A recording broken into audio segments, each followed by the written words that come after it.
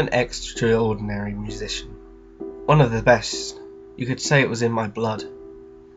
I am well aware of my greatness and find no reason to pretend otherwise. Modesty won't get you anywhere. I have the ability to play any instrument I pick up, but the violin has always held a place in my heart. The first time I laid fingers on the polished piece of wood, I could hear something telling my 10-year-old self that this instrument would get me somewhere. That voice wasn't lying. I spent years perfecting my talent, and the hard work paid off. I now sit first chair violinist in the Chicago Symphony Orchestra, one of the most renowned orchestras in the world. If you plan to take on the endeavour of creating a violin of similar calibre to my own, then there are a few steps you need to follow, and it's not for the faint of heart. First, you have to decide on the wood you will use for this masterpiece.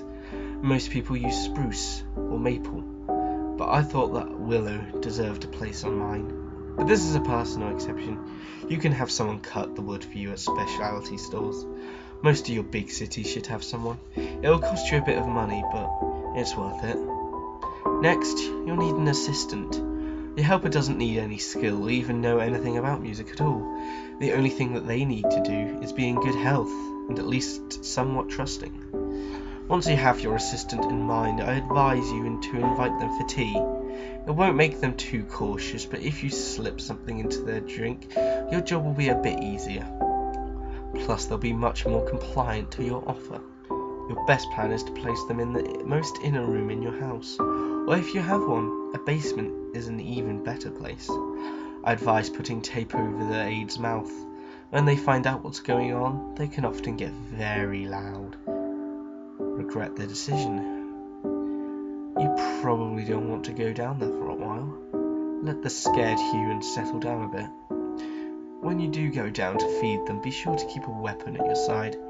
Humans get quite violent when frightened, even when being offered food. Make sure that what you are feeding them won't be too harsh on their intestines. That is a very important part of the body in this case. When you go into their chamber to feed them, you can harvest your first item then and there if you want. The hair will have to be long enough though. If it isn't quite the length you need, you can massage their scalp 2 times a day with an aloe lotion. This will encourage hair growth. I'll let you know in advance. If you sedate them, then your first job will be a large bit easier. Once you have your assistant's hair, then you no longer need them alive. Don't say this to them though. It encourages them to attempt escape. After the hair is cut, you just need to treat it like it was a horsehair. You might want to be a little gentler with it because of its thinner quality. You just need to tie it off and attach it to the bow when it is finished. Killing them will be the least messy out of the next events. Death by hanging will cause the smallest amount of damaging to the things you still need from them. Once you have them hung, you should cut a major artery and let as much of the blood as possible drain into a bucket with the wooden parts of the violin in it. The blood will work as a stain to the wood. It's hard to beat the rich red tint. You might have to scrub some of the pieces with blood because the bucket probably won't fill up quite enough.